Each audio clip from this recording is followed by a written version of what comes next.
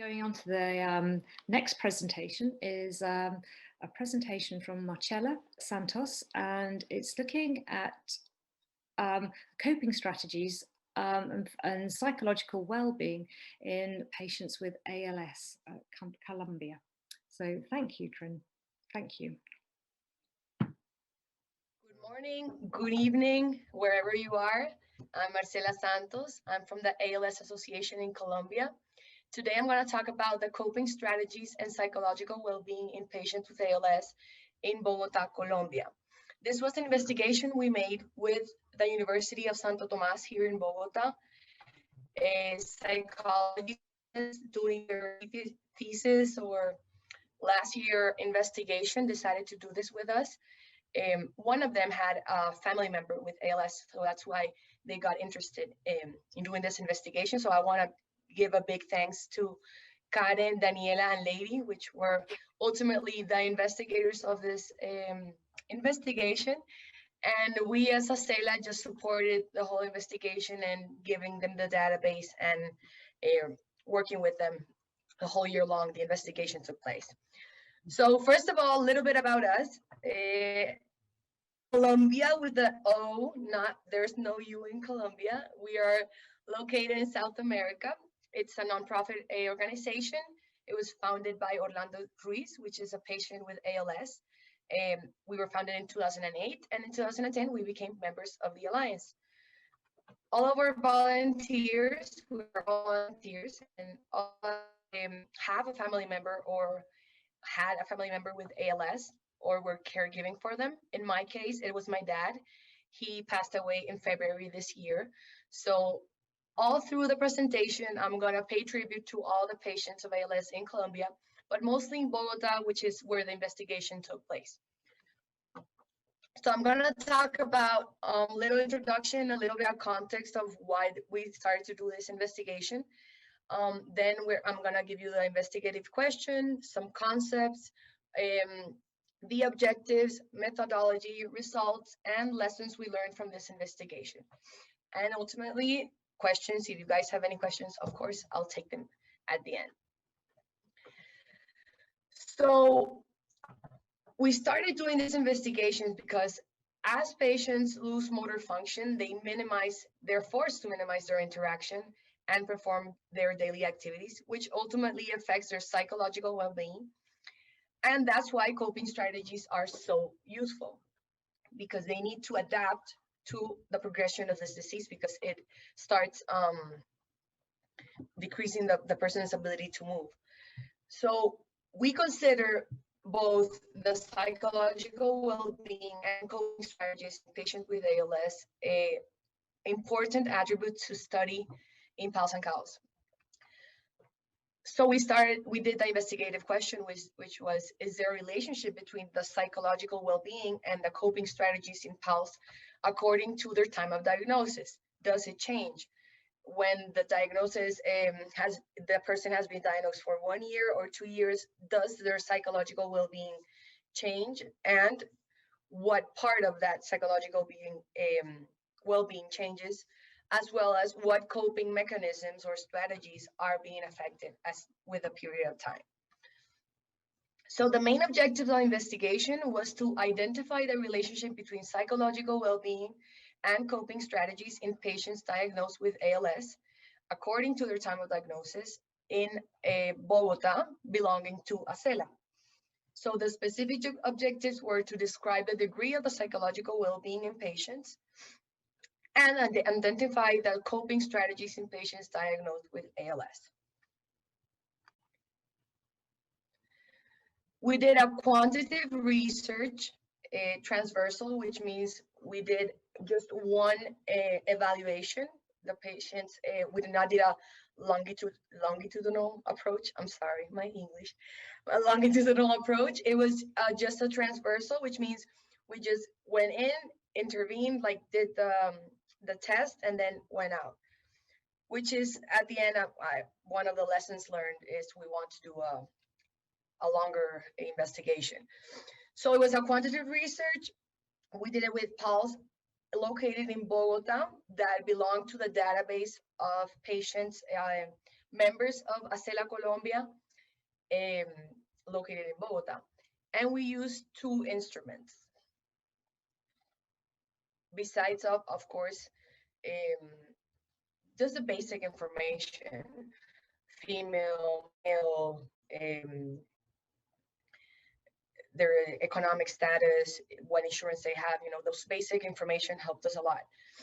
So the sample, originally it was 80 people. That was something interesting we found out. We had 80 people affiliated in Bogota, but then at the end, we only did have 15 participants in the whole investigation. It was 9 men and 6 women. They were all 40 to 78 years old. That was the oldest person. And they had a really short diagnosis time since the diagnosis, which was 4 to 24 months. So 1 or 2 years.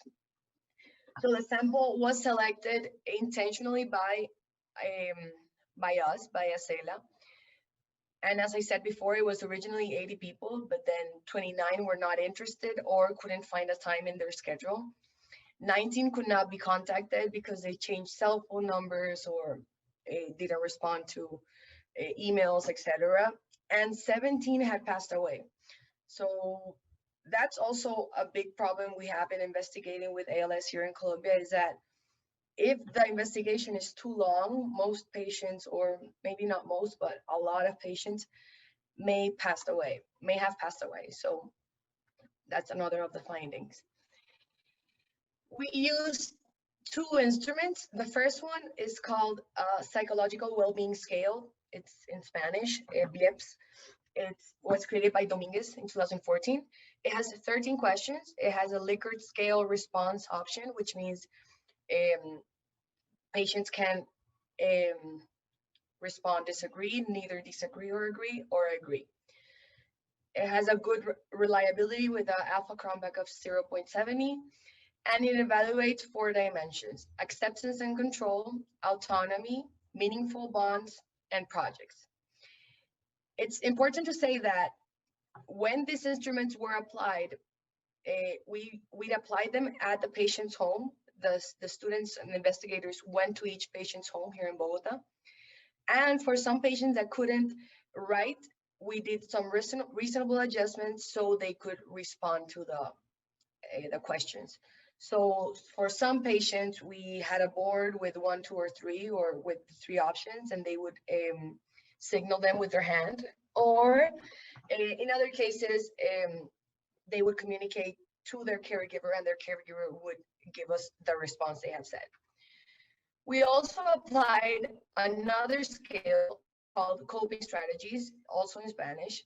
It's an EECM scale. It was made by Londoño and another 4 authors in 2006. This was a longer test. It had 69 questions. It was also a Likert scale, but it was from 1 to 6. So patients could answer never, almost never, sometimes, frequently, almost always, or always. It also had a really good reliability, alpha Cronbach 0.8, sorry, 84. And it evaluated various dimensions. So it evaluated problem solving, seeking social support, waiting, religion, emotional avoidance, seeking professional support, aggressive reactions, cognitive avoidance, positive reevaluation, expression of difficulty coping, denial, and autonomy. That's why it was so long. So what did we find? We found there was positive correlation between the coping strategies and the psychological well-being. This means that as more coping strategies are used, a higher psychological well-being is found in patients. However, we had an inverse correlation in the case where the time of diagnosis has been more than 1 year. In these cases, the psychological well-being and the coping strategy of the patients decreased, which was really interesting to find because we thought from 0 to 2 years of diagnosis, nothing would have been like significant change, but just in a 12-month period, the results really varied. So there was an inverse correlation. We also found that the psychological well-being in patients was high in general, but especially in the acceptance and control and meaningful bond dimensions. And in the coping strategies from the EECM scale, we found that the high scores were problem solving, seeking social support, positive reevaluation. And the dimensions with the low scores were autonomy and aggressive reaction. The rest of the dimensions, which was weight, emotional evaluation, denial, and expression of difficulty coping, those had like mean values, so nothing significant. And then we compared the time of diagnosis versus each category. As that means time of diagnosis versus coping strategies and time of diagnosis versus psychological well-being. So in patients that had less than 1 year since diagnosis, it was evident that dimensions of search for social support and emotional avoidance are directly related. This means that as time progresses and there's more time in the since the patient has been diagnosed, the patient increased search for social support in their immediate context, family members, friends, close friends, and they also increased an avoidance and inhibition mechanisms of their emotions. So that was really interesting to see, because again, patients with less than 1 year. And then in the 13 months, patient that had more than 13 months since being diagnosed, they decreased the search for professional and specialized support.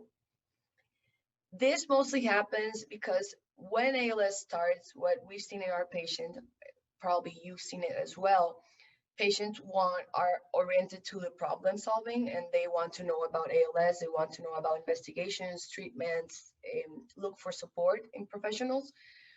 But then after you know everything you need to know about ALS, because I say this because we don't know that much either way. We're still finding out. We're still finding out. So after this 13 months, they decreased the search for support, specialized support, especially in health professionals, and they were not motivated to make a positive evaluation of themselves. That has to do with the image of themselves, because they're losing and they're saying goodbye to that original healthy body, and they start to see a decrease in all their movement and motor function. And they also aimed for mental dissociation and distancing and denial when in critical situations. So that's, again, it was a small sample, it was just 15 people, but it says a lot about what mentally and psychologically these patients are facing on a daily basis. And in time of diagnosis versus psychological well-being, there was an inversely proportional correlation. That means that at the time of diagnosis of each individual increases, their psychological well-being decreases. This guy you must know, this is Orlando Ruiz, this is our founder. He has been living with ALS for more than 18 years or so. Lessons learned. So, first of all, before I tell you more about the lessons learned, the investigators, the students, made a workshop with caregivers, primary caregivers of the patients with ALS in Bogota. Because after investigation, when the students went to evaluate the patient's home, it was although in the investigation we just reported the results from the test we did, the both scales, they also had a time to share and talk to the caregivers and the patients. So that's when they noticed they had a big need. They had big needs regarding self-care, social support, and emotion management. So that's why the students decided at the end of the investigation, once the results were in and everything, they decided to do a workshop with these primary caregivers and worked on those 3 subjects. We also learned that the presence of the caregivers while the patients were responding the instruments may have intervened in the patient's answers, because you don't respond the same if you have someone right here beside you. So maybe that may have influence, or not just because someone is beside you, but maybe they don't want to be 100% real or true about, or say the reality they're facing, especially in something as taboo as mental health. So that's something we found. And last but not least, we also learned that we need to do this investigation in a more longitudinal approach. I said it right. And then, but not just in patients in Bogota, but we want to do it with the nationwide patients. We have more than 300 current patients right now. So maybe we want to do that and repeat the investigation, especially to see the difference between patients that have been diagnosed for more than 5 years or something like that. What are those coping strategies they're actually using? We also want to do the evaluation in caregivers, primary caregivers, because of course, their psychological well-being and coping strategies are compromised when caregiving for a patient with ALS. And maybe the biggest lesson learned was that as mental health workers, we need to teach and promote adaptive coping strategies so patients with ALS can use while the disease progresses. This will prevent a decrease in psychological well-being. So that's like the that's the most important lesson I think we learned with this investigation. Coping strategies are very common at the beginning of the disease, but then people just they just start living with that disease, and then some of them just give up. So we're trying to teach coping strategies that can actually evolve as well as the disease evolves. So that's about it. Thank you very much. I don't know if you guys have any questions. I'm looking forward to hearing from you guys. And yeah, and also it's Marcela with 1 L, not double L, just in case. I taught you 2 things today, Colombia with an O and Marcella just with 1 L. Thank you very much and have a good time. So thank you very much, Marcella. That was a really fascinating presentation. Thank you. Thank you. We'll just see, we have a few minutes for some questions. And let me just have a look. Thank you for your presentation. Have you published the findings? Okay, so the students published the findings in the university's library, but we haven't published it like in an article or something officially, because I think it was a very small sample in order to provide like a publication. We're looking forward to doing it again with nationwide patients, hopefully for a more complete finding results, especially patients diagnosed more than 2 years.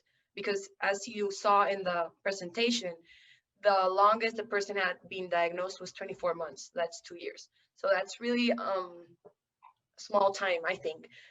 So we're looking forward to studying patients that have been living with ALS for 10, 12, or like our president, more than 18 years. Yeah, no, that's really interesting. And you what mentioned they are using to be so well.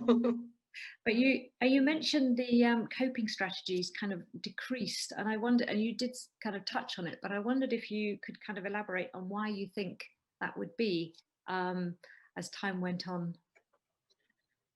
Okay, so I think the coping strategies they're using originally when they are diagnosed are not being adapted as the disease keeps evolving. I don't know if you get what I'm saying. So what worked at the beginning about autonomy or decision making or problem solving is not working 12 months or 13 months later, because they're not used to using it in this new limitation. Is my internet cutting off? I'm getting the signal. No, I'm good. Okay. I'm wearing the same dress code as the video. It's just the movies. So no, that's really interesting, and it is, because by having 15 people, do you think that's really kind of transferable? Do you think that is enough to tell you these replies at this point? That's the thing. I mean, for us, because the sample in Bogota originally was 80 people, so 15 is still not significant even for the city of Bogota. So that's why we want to repeat it. Either way, I think any investigation will help us get a better understanding on what's happening on the psychological well-being of the patients right now. Yeah, no, thank you. And the questions keep popping up. So, and somebody would be very interested to hear more about the adaptive coping strategies that you develop for people living with MND for longer. I'm sorry, could you repeat that, please? It's Jackie Hill, says she'd be very interested to hear about the adapted coping strategies that you develop for people living with MND for longer. Okay, so that would be the problem solving, the seeking emotional support, seeking professional support. Because if you saw the results, I know I talked a lot faster when I'm presenting, I don't know why. You can see the person stops or even decreases a lot the search for professional help. They think they know it all, and that's why they stop. They're like, okay, I know every information I need to know about my disease, so I'm just not going to look for it. And that's a big mistake, because you have to keep looking as the disease takes stuff away from you, or ability to move or to talk or to take a bath, to eat. You need to look for more resources to get that back. So that's for an example of adaptive coping mechanisms about, for example, that dimension about seeking professional support, because that decreased after the year of diagnosis. That's very soon for someone to give up on their professional help needs. Lovely, thank you. I think that's all the questions we have time for, but there are a lot of comments about your energy and enthusiasm, which help anybody's coping strategies. So thank you very much, Marcella. Thank you.